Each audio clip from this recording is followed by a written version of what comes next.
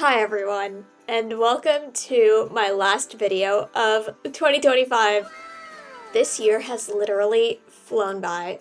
I didn't even realize that it did until all of my friends started sharing their Spotify Wrappeds for the year. Girl, I thought it was January. I spent this entire year crafting and making, so in this video, we're gonna sit down and go through everything I made in 2025. So the first thing I made this year was actually something I started in 2024, which was this scrappy tote bag. I used up so many yarn and fabric scraps for this project. I just freehanded it because it was just squares. Really, there's nothing to make a pattern out of. You can see a lot of similar colors. Many of them come from my certification rug. I also just love the color green, and this punch needle piece here is actually a pocket. And for me, finishing details are really important. They take any craft project from good to great. This tote bag is no exception.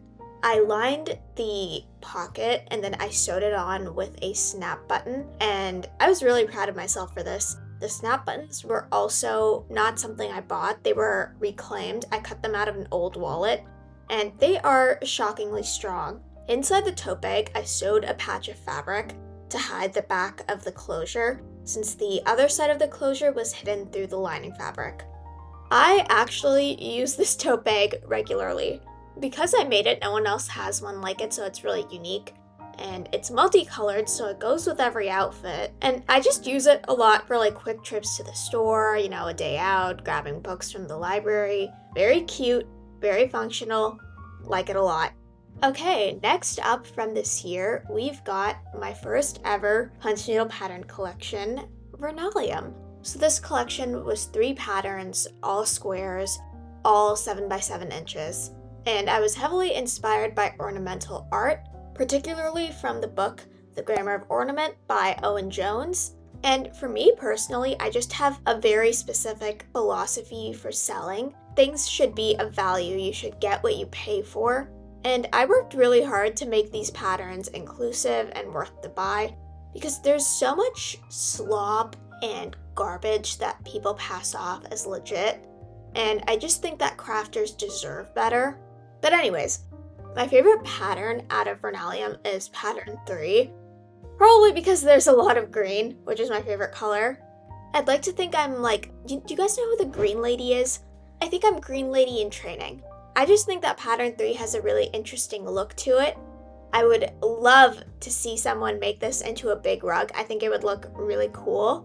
No one's done it yet, but if you're looking for a big project in 2026, consider it. Let me know in the comments. This video was released in February of this year, and for anyone who saw my video during that time, these patterns were all free for a very limited time. They're not free anymore. It's $12 for the 3 pattern bundle, but I am curious, if you did get my patterns at any point in time, how do you find them? Do you like them? Comment below if you tried them out, because I would love to know what you think. If you haven't tried them out, they are on sale on my website. If you don't trust me yet and my pattern making skills, that's totally valid, like if you don't know me or whatever. I do have a free pattern that you can get and see if you like, which I'll be talking about later in this video. This year, I also took some time to improve my yarn dyeing game. I started dyeing yarn in 2024 out of necessity. When I was punching my certification rug, I needed specific colors that I couldn't buy, so I had to dye them. Fun fact, I used 23 different shades of green for my certification rug. But anyways, this year I wanted to experiment with dyeing, so I snow dyed.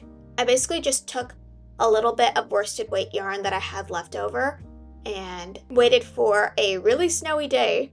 I didn't have to wait too long because this video was filmed in February. I got some snow, put it on the yarn. I mixed a lot of dyes, just like a lot of fuchsias, reds, warm blues, cool blues. I couldn't tell you the dye amounts right now because I kind of just added whatever I felt like adding. And this is what I ended up with. It's kind of just like a boring purple. There's a little bit of warm, cool variegation, which is cool, in the purples. But yeah, this video was kind of more of an experiment than anything else. Definitely if I had a larger setup, I would love to do snow dyeing again. Maybe in 2026, we might give it another try because I do have a bigger dye pot now. I'll think about it. The fun part about this yarn dyeing project though was that it connects to my next project, which was a punch needle project.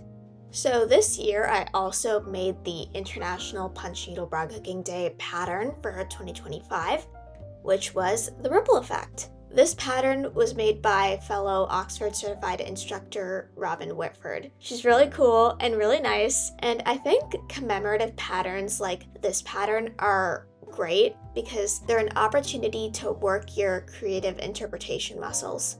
The original version of the ripple effect pattern was like water, hence ripple effect, but I wanted to switch up the pattern and do my own thing, which ended up becoming this spacey looking piece. And you know, over time, I'm liking this piece more and more. I only used 2 punch needles for this, the Oxford 10 regular and the Oxford 10 fine. So it's basically just the same needle length. But look at all of the different yarns and the textures they make, especially this yellow tapestry yarn right here. I just love the texture and the look of it. It's so fun. It's so funky and interesting looking. Yeah, it's really great. Like, I like this pattern a lot. And another great thing about it is that it's free. Shouts out to Robin again. I'm gonna link her pattern in the description. Definitely go check it out. This year, I also made and reviewed a number of punch needle kits.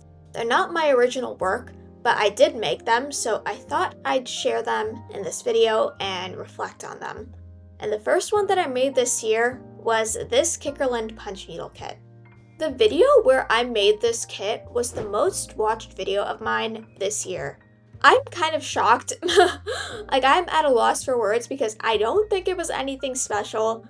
Guys, if you are here and you are subscribed to my channel because of the video where I made this kit, dude, you gotta go see my other videos. You gotta watch my other videos. They are way better than this. Everything I make is way better than this. But I will say this was my second favorite of the reviewed kits that I tried out this year. I like the design, very cute, very cottagecore, but the thing I remember about it that I had the most criticisms about was that there wasn't enough yarn for each section of the project. Or actually, I think it was only the top darkest green section, there wasn't enough yarn for that. And also the wooden embroidery hoop, because you can't use wooden embroidery hoops in punch needle because they don't hold tension well enough. So those are my main criticisms about it, but apparently everyone else likes it because this video got like 13K views. So next up, we have this floral wall hanging that I made completely with materials that I already had. This was part of a new series that I started called Destash Diaries, where, as per its name, I attempt to use up all of my yarn, fabric, and craft scraps. Definitely go check the playlist out on my channel. It's pretty good. And this design was inspired by French embroidery. It translated really well to punch needle. Most embroidery designs do. People really liked this video where I made this wall hanging. I think probably because I yapped more about topical things like AI and the slow death of Joanne's. I wish I did the back and zipper better. Like, I don't have any particular strong feelings about this piece, you know? It's like, it's alright. It's not horrible, but it's not incredible. I think I was trying to do something with making the leaves white and the background green, but I don't know. It kind of just looks a little bit all over the place now that I'm looking back at it. You know, I started this series to work my way out of a creative block as well, but at this point in the year, I was already tired of punching squares, and unfortunately for poor me, 2025 was the year of squares. We were not done yet. Fortunately, we had a little bit of a break from punch needle because we were able to do something that wasn't punch needle this year, which is kind of slay. This is the crochet Georgette collar pattern from Cheryl Lambeth Designs. Shoutouts to her. This pattern is free. I've linked it in the description. You know, I was very impressed with this pattern. I haven't crocheted in 2 years, and this was a great way to get back into it. The pattern was free, which was awesome. The instructions were easy, even though they were UK terms, so I had to make a little translation sheet. And there were a lot of cool options for variations in terms of the ties, which I thought was really awesome. This was also a destash project of mine. I was able to use up a lot of cotton yarn that I had left over with this pattern, which was great. And this color actually looks great with a lot of different outfits and works well as a year-round piece.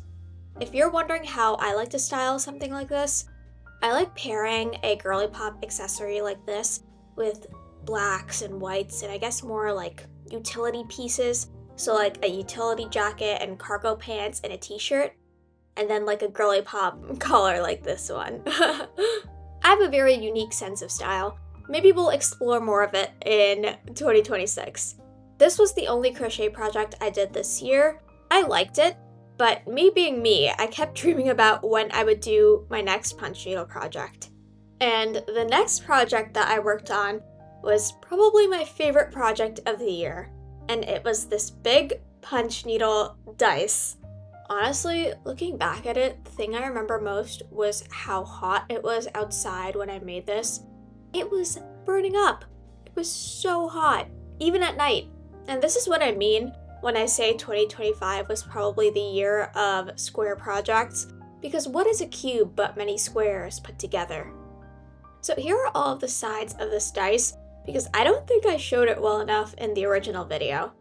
So here's side 1, and side 2, and side 3, and side 4, side 5, and finally side 6.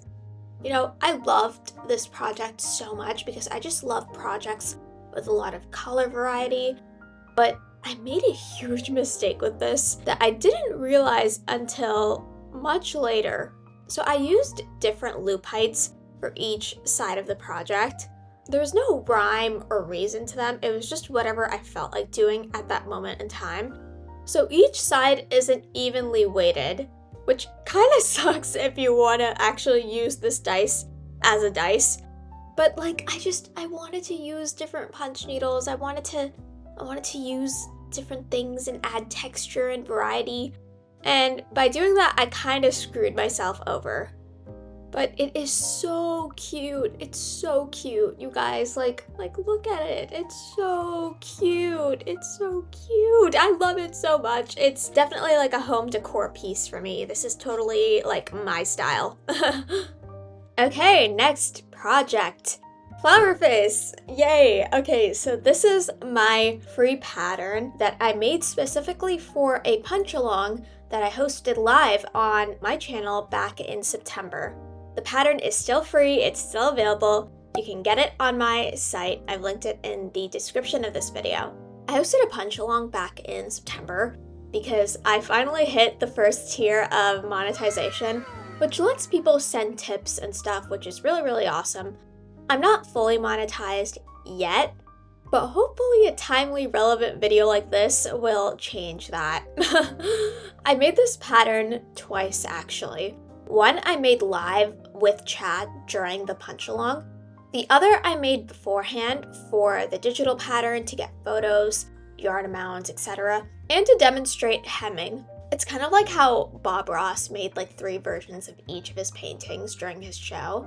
And my challenge for this was to make a pattern for all skill levels. So something a beginner can try out, maybe after they've read a beginner's book or watched another tutorial video, and something that a more advanced puncher would find fun and engaging to punch. And also, my other challenge was to not use any green, because I'm sure you know by now, I love my greens. You can tell by this video, like, everything is green. So yeah, I have 2 copies, or I guess 2 versions of this pattern that I've created. I'm not sure what I want to do with them. I was thinking maybe turn them into a tote bag like the one I made this year. I don't know. If anyone has any ideas in the comments, let me know. I'll take anything at this point. But yeah, if you don't trust me and my pattern making skills, get this pattern for free and you could see how I've written it, see the instructions, see if you're picking up what I'm putting down basically, because I basically write all of my patterns in the exact same way. Hopefully next year I get to host more punch-alongs because I do want to create like a repository of free patterns alongside some of my paid ones. So really people starting out with the craft can sink their teeth into something that actually looks good, because a lot of beginner patterns are kind of like mid, and I don't want to make you a mid pattern. I don't want you to have to punch something that you're not really into. So hopefully I get to do more punch-alongs next year and just build up a catalog. So moving on, my next project for the year was a wearable. Earlier in the year, I reviewed Punch Needle Fashion, which is a book by Micah Clasper-Torch, who's a fellow Oxford certified instructor. And in her book, which is fantastic by the way, she includes a bunch of these incredible patterns for punch needle fashion and wearables and apparel. And I saw them and I was kind of obsessed. And we put a poll up on my channel in my community posts for which of the patterns that I should do. It was between the corset belt and the crop top, and the corset belt won. So that's what I ended up making. And this was the most annoying project in the world. And it was annoying through complete fault of my own, because I put it on the biggest gripper frame that I own, which was annoying to punch, but also super annoying to film to get all of the angles. But I couldn't use a smaller one because then I'd have to move it around, and I wasn't up for that. But the color palette is so cute. Like orange is such a color. Like everyone is sleeping on orange. I think it was my color of the year. Actually, no, maybe it was green. But it was a honorable mention for color of the year for me personally. And I just loved the design, and I liked what I did with it. Like, I kept it simple enough, but also it wasn't so simple that it was annoying or tedious to punch. There was a decent amount of detail, and I cooked. Well, I thought I cooked, because turns out I'm really bad at measuring myself, and I measured wrong, and this came out small, much smaller than it should be, and I'm actually devastated because I thought everything about it was so nice. Like, I made it so well. I followed all the instructions. I did exactly what I was told to do, but I messed up, and it was all my fault. And I really wanted to just wear this somewhere. Like, you could wear it with like a plain slip dress or like an A-line dress, or you could wear it as part of a Ren Fair costume and like do some cosplay. The options were endless, but now I'm just going to use it as like a sample piece to demonstrate like how you can use punch needle in different ways to make different things, which is not a total loss. And I will definitely make another one in 2026. I'm going to try and make as many of those projects in that book as I can, because I liked a lot of them. I want to move beyond squares. No more squares in 2026. Also, because this was an episode of D-Stash Diaries, all of the materials related to that corset were just things that I had lying around, which meant some of the tools and supplies weren't that great. The eyelets were actually like really bad quality eyelets. So if I make something like this again, which I really, really want to next year, I'm gonna like splurge on the best hardware I can and make something that can actually be worn and that isn't a pain in the butt to put on. Okay, time for our second kit. So the second kit I reviewed this year was this deserres punch needle kit. You know, design-wise, this was my favorite out of the 3 kits that we reviewed this year, which is kind of funny because the thumbnail for the video where I reviewed this kit, the words on the thumbnail were disappointing kit. But the design is really cute. I like the color scheme. I think it's really fun and interesting. The main problems with this kit were the fact that the wire threader for the punch needle included with this kit was broken. It was broken right out of the package, which sucks. And the fact that we were given a wooden hoop instead of a plastic hoop, because like I said before, wooden hoops don't hold tension well. Out of all 3 of the kits, like this is the one that I can use as decor. So yeah, this one's quite nice design-wise.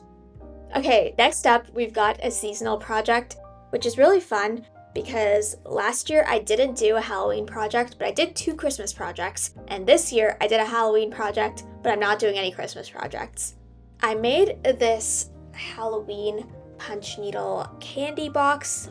Maybe I'll hold it up like that. This was a last minute project just because I wanted to do something related to Halloween because I love Halloween. And I just wanted to make something that wasn't like a wall hanging or like a door hanging or something like that. I wanted to make something seasonal, but also that can actually be used for that specific holiday or whatever. The fun thing about this project is that I made it with just your standard wool yarn for the black and orange, but then I used white glow-in-the-dark yarn here for the edges and for the ghost, as well as some white embroidery floss for the sides here. The embroidery floss is glow-in-the-dark. I need to clarify that. all of the stuff that's white is glow-in-the-dark. And I wish there were more glow-in-the-dark yarns available to purchase. I bought these from Michael's, the yarn and the embroidery floss, ridiculously overpriced, and just reminded me why I don't shop there. I've seen a couple of glow-in-the-dark yarns like on Amazon and like Etsy, like those drop-shipped ones. I don't know if I should trust those. If anyone knows of any good glow-in-the-dark yarn makers, I would love to know because I would love to do another like Halloween themed project or just a glow-in-the-dark project that includes a lot of glow-in-the-dark yarns that are different colors. I just think that would look really cool. Something that actually like that would fully be visible in light and pure darkness, you know? Do you get what I mean? But this box looks good when it's filled with candy or whatever. We were giving out like cookies this year, like little cookie packets. It looked good when it was filled up with those, but when it was unfilled, well, when it's unfilled, it looks like it's gonna collapse any second. Perhaps this is just the nature of something like this, like to have like a little bit less like structure. Maybe if I added something like dowels here in the sides, it would stick up more, or wire or something like that. Or maybe I should have reinforced the whip stitching a little bit more. And the unfortunate thing is that the video didn't show the glow-in-the-dark well enough, which is probably my fault. Maybe I should have charged up the yarn more, because that is another thing about this yarn. You have to charge it up with a flashlight. Let me show you. Here's my flashlight. You have to charge up the yarn like this. Let me show you. You have to do this. The flashlight's on, by the way. So you have to charge it up. You have to charge it up for like a couple seconds, like 30 seconds or something like that. And then, I don't know if you can, like you can barely see it, but it's like, I mean, it is full light right now, like there's so much light here, but like it does glow pretty heavily in the dark. Maybe I'll include a separate clip here for you to see. I wished we had better yarns. So next up, we have our oval lake view pillow. This was another D-stash project, and the pattern is oval lake view from the Oxford company. I've put the link in the description of this video for this pattern. It's free, definitely go check it out. I chose this pattern because I hadn't really made anything oval before, and I wanted to give it a try and kind of put my own spin on it. I really wanted a D-stash project where I used a lot of color and a lot of texture and a lot of variety. And my favorite part of this pillow is the sky, because I just love the look that it creates, like the light to dark, like radiating from the sun. Oh, I just think it looks so cool. On the web page for the pattern, it shows 2 examples that other people have punched already of this pattern, and none of them had done this, and I just wanted to kind of give it a try, and I'm so glad it worked. It just looks so cool. It's so different from their versions, which are also great, but just different. The pattern isn't originally meant for a pillow. It's meant for basically anything. You can do whatever you want with it. I chose to make it into a pillow because I had lots of polyfill and fabric and yarn to do like web stitching and whatever. I like it a lot. It's just quite rustic. It's giving Bob Ross. Like, it's a Bob Ross painting. I put a Bob Ross painting onto a pillow. That's basically how I describe it. It works for some homes and like decorating schemes. Less so for mine. I'm not a huge fan of the rustic kind of look. Maybe I'll give this pillow away or something, or maybe I'll keep it as a sample piece. I don't know. We'll see. It still looks cute. It's just like, I don't know where I'd put it. That's the thing. But I am happy with how it turned out. Okay, last project of the year, and the final kit I reviewed. The Walmart kit. This was my least favorite kit. I'm so sad to say that. You know, I always try to find something good about the kits I review, because I tried to be a little bit more mean before, and then people got mad at me. I had people typing kind of mean things in my comments, which is no big deal. Like, any sort of engagement only benefits me. But like, why are you defending a company? I don't know, like... Anyways, I really tried to find something good in this kit, and the design's unique, it's interesting. It's worked from the back so the loop side gets displayed, which is cool. But the reason why this kit sucked was because it used Ida cloth instead of monk's cloth or some other appropriate foundation fabric, which makes the punching experience very miserable and inaccurate to the actual craft, how it's supposed to be. And with that, this was everything I made in 2025. 16 videos, 3 shorts, 4 live streams, and 17 separate items that were created? That's awesome! Thanks to everyone for supporting me this year, watching my videos, commenting, trying my patterns. It really means a lot to me, and I'm really grateful for all of your support and encouragement. I already have a bunch of very big projects lined up for 2026. I'm scared to even spoil anything, so I'm going to avoid doing so, but I will tell you that if everything goes according to plan, something big is coming in January. Tell me about your 2025. Any new crafts or projects you started? Something you're proud of? Share it in the comments because I read every single one, so tell me everything. Thanks so much for watching. See you in 2026. Bye!